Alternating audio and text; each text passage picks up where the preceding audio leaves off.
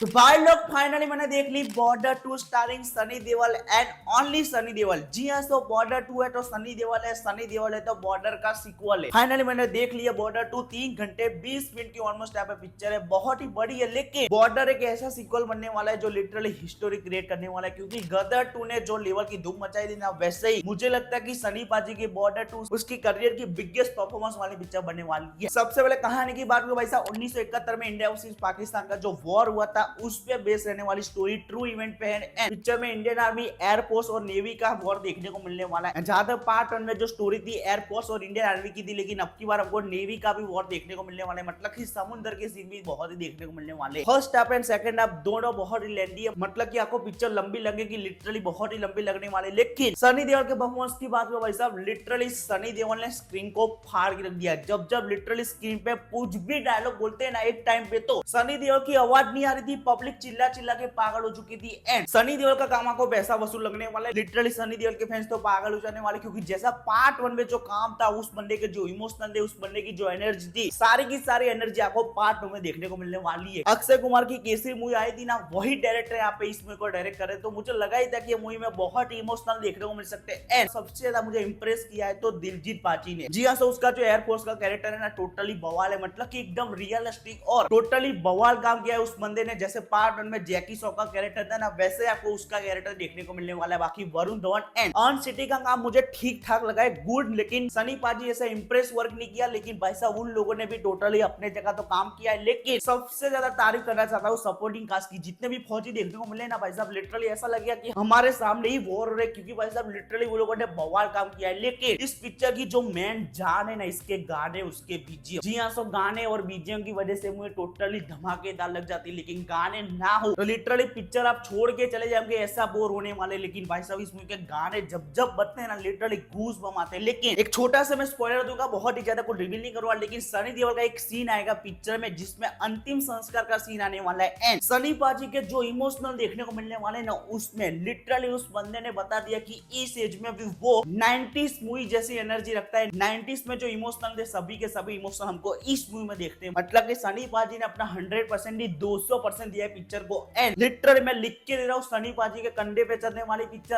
और war action sequence जितने भी देखने को मिले भाई साहब, एक तरफ से आपको पैसा वसूल लगेगा, लेकिन सीजीएफ और वीएफएक्स में तो देखो बहुत ही लोगों को पता है, पब्लिक ने बहुत ही क्रिटिसाइज किया, क्योंकि वीएफएक्स आज के टाइम के हिसाब से बहुत ही अच्छे नहीं है। आज की ऑडियंस ऐसे वीएफएक्स देखेंगे ना, कोई भी बोल देगा कि ये वीएफएक्स बहुत ही घटिया है। लेकिन मुझे ऐसा लग रहा है कि 1971 की कहानी है ना, तो मुझे लगता है कि मेकर्स ने भी उसी के हिसाब से वीएफएक्स और सीजीआई रखे पिक्चर में। बाकी जो वीएफएक्स उतने कोई मैटर नहीं करते भाई साहब। पार्ट 1 में भी कोई वीएफएक्स नहीं थे। पार्ट 1 टोटली कल्ट मूवी थी, उसमें सारे के सारे वॉर एक्शन सीक्वेंस थे ना, वो सारे के सारे रियलिस्टिक थे। लेकिन पार्ट 2 में भी वो एक्शन सीक्वेंस, वो इमोशनल सब कुछ आपको देखने को मिलने वाले। एंड गाने की वजह से टोटली आपको पार्ट 1 की याद तो आने वाली, एक एक फ्रेम में आपको पार्ट 1 के एक्टर याद आ सकते, क्योंकि भाई साहब उसी के हिसाब से पिक्चर बनी है। जाने को फर्स्ट हाफ आपको थोड़ा लंबा लग सकता है, लेकिन सेकंड हाफ आपको बहुत ही पावरफुल लगने वाला है, क्योंकि इंटेंसिटी बहुत ही ज्यादा बढ़ जाने वाली। जितने भी आपको वॉर देखने को मिलेंगे उसमें आपको इंटेंसिटी बहुत ही देखने को मिलने वाली, और स्क्रीन पे टोटली बवाल ले गए। कुछ जगह तो लिटरली फाड़ के रख दिया है। लेकिन जो नेवी का सीन देखने को मिला था, अर्न सिटी का जो कैप्टन का रोल देखने को मिला था, वो बहुत ही